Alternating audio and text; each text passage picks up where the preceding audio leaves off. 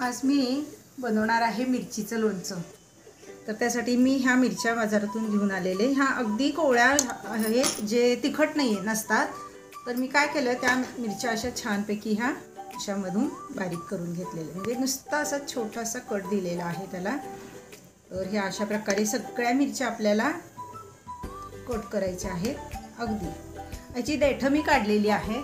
तर आपल्याला बनवायचे आहे मिरचीचं लोणचं। तर चला मग आपण याचा मसाला तयार करूयात। प्रथम आपण गॅसवर एक छोटासा पॅन ठेवायचा आहे। आपला पॅन आता गरम झालेला आहे। तर आपल्याला याच्यामध्ये घालायची आहे पाव चमचा बडीशेप।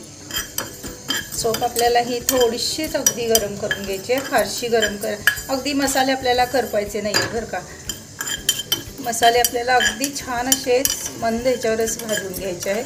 कारण कसं होतं, मसाले जर करपले ना तर त्याची टेस्ट फार थोडीशी बिघडते। त्यामुळे मसाले मी नेहमी अगदी पेशन्सनी आणि असे गोळेसेच भाजून घेते, कारण का ते करपायचे नसतात आपल्याला। ते छानपैकी मस्तपैकी आपली ही बडीशेप पण भाजून झालेली आहे, ती आपण काढूयात बाजूला। त्याला घालायचे आहेत जिरे अर्धा चमचा आणि मोहरी आपल्याला 1 चमचा घालायची आहे। मी इथं देशी मोहरीचा वापर केलेला आहे। तुम्हाला मोठी मोहरी जर असेल तरी काही हरकत नाही, शक्यतो देशी मोहरीचाच वापर शक्यतो मी करते। त्यामुळे मी इथं लोणच्याला पण तीच मोहरी वापरणार आहे। हे पण आपल्याला असं छान असं भाजून घ्यायचं आहे। हे बघा, छान असं राई तडतडायला लागली की आपल्याला समजायचं की आपलं हे भाजून झालेलं आहे। तर आपण हे पण बाजूला काढून घेऊ। याच्यामध्ये मी आता घातलेले आहेत साधारणतः अर्धा चमचा धणे पण आपल्याला छान आपलं प्रमाण किती आहे मिरचीचं त्याच्यावर हे मसाला अवलंबून राहतो बरं का। नाही तर तुम्ही मैत्रिणींना म्हणताल अर्धा चमचा पाव चमचा, पण हे माझं जे मिरचीचं प्रमाण आहे त्याप्रमाणे मी हा मसाला घेतलेला आहे। जर मिरच्या जास्त असतील तर 1 चमचा 2 चमचे 3 चमचे असं प्रमाण वाढत जातं। मी इथं जवळजवळ मोठा बाउलवरून जी मिरची आहे ना त्यासाठी मी हे प्रमाण घेतलेलं आहे। तर आपले धणे पण बघा, वास यायला लागलाय खमंग छान। तर आपले धणेही भाजून झालेले आहेत, तेही आपण बाजूला काढून घेऊया। ही आहे मोहरीची डाळ।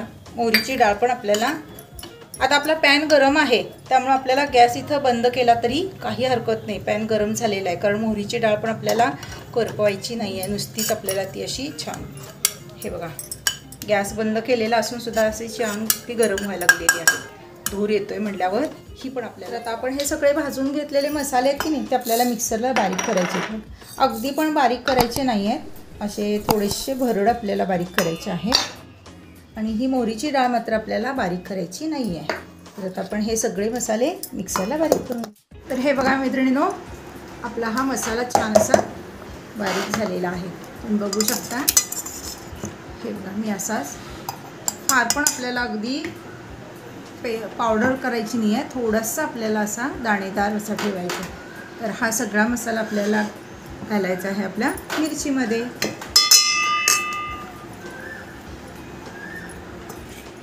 आपल्याला याच्यामध्ये घालायचं आहे मीठ। मीठ आपल्याला इथं 2 ते 3 चमचे मीठ घालायचं आहे। पोह्याचे 2 ते 3 चमचे मीठ घालायचं आहे। आणि आपल्याला याच्यामध्ये घालायचं आहे ही मोहरीची डाळ। हळद आपल्याला इथं 1 चमचा हळद घालायची आहे। आणि इथं लाल तिखट आपल्याला घालायचं आहे। आणि हिंग इथं आपल्याला अर्धा चमचा हिंग घालायचा आहे। हिंग आपल्याला असाच घालायचा आहे, फोडणी करायचा नाही आहे हिंगाची आपल्याला। आणि आपल्याला हे छान असं याच्यामध्ये, आता आपल्याला काय करायचं आहे, मिरच्या असल्यामुळे ह्याला पाणी सुटायचा कोणताच सोर्स नसल्यामुळे आपल्याला याच्यामध्ये घालायचं आहे लिंबू इथं मी 1.5 लिंबू घालणार आहे। हा 1 लिंबू आणि हा अर्धा लिंबू, अशा प्रकारे आपल्याला लिंबाचा रस याच्यामध्ये ॲड करायचा आहे।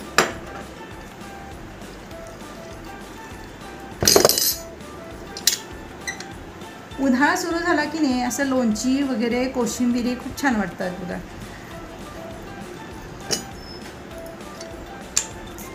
आता आपण थोडंसं हलवूया, म्हणजे आपल्याला प्रमाण पण कळेल। तर आपल्याला अजून एक लागणार आहे, म्हणजे हे परफेक्ट प्रमाण आहे की आपल्याला 1.5 लिंबू रस लागणार आहे.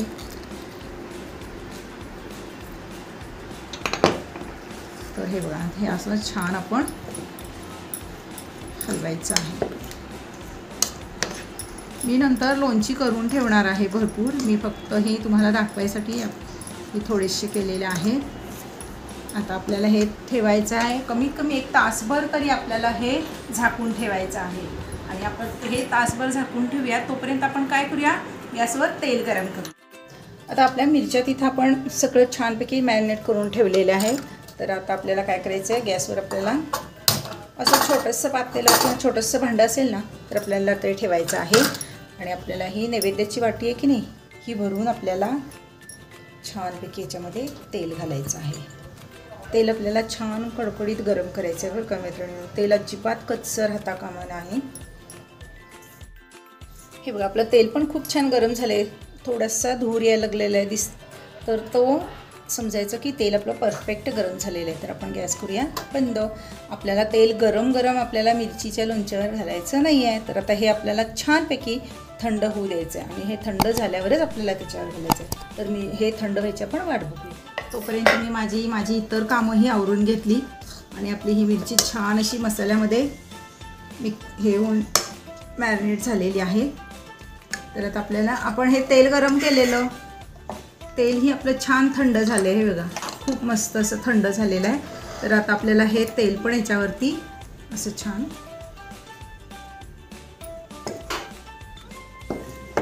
घालायचं आहे.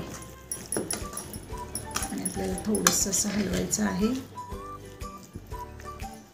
आणि परत आणि उरलेलं आपल्याला हे सगळं तेल याच्यामध्ये घालायचं आहे.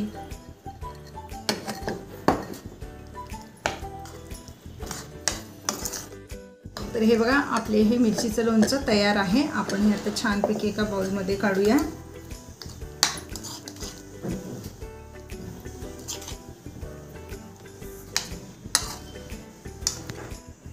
तर आता हे आपलं मिरचीचं लोणचं तयार आहे. अशा प्रकारे तुम्ही मिरचीचं लोणचं करू शकता. हे खूप छान लागतं. मिरच्या फक्त निवडताना ना आपल्याला त्या अशा देशी मिरच्या घ्यायच्या नाहीत, कारण त्या खूप तिखट असतात. त्यामुळे आपल्याला अशा पांढरट मिरच्या ज्या कोवळ्या असतात ना, त्या घ्यायच्या, म्हणजे त्या अजिबात तिखट नसतात. तर ह्या प्रकारे जर तुम्ही मिरचीचं लोणचं केलं ना, अतिशय खूप सुंदर लागतं. आणि हे वर्षभरसुद्धा टिकतं. अगदी हवाबंद अशा आपल्या फक्त काचेच्या बरणीतच आपल्याला हे भरून ठेवायचं आहे. मी इथं बाऊलमध्ये ठेवलं आहे, थोडंसंच मी केलेलं त्यामुळं. आणि हे आता हे मी झाकून बरणीत घालून ठेवून टाकणार आहे. आणि हे छान असं मुरलं की आपल्याला आपण खायला घेऊ शकतो.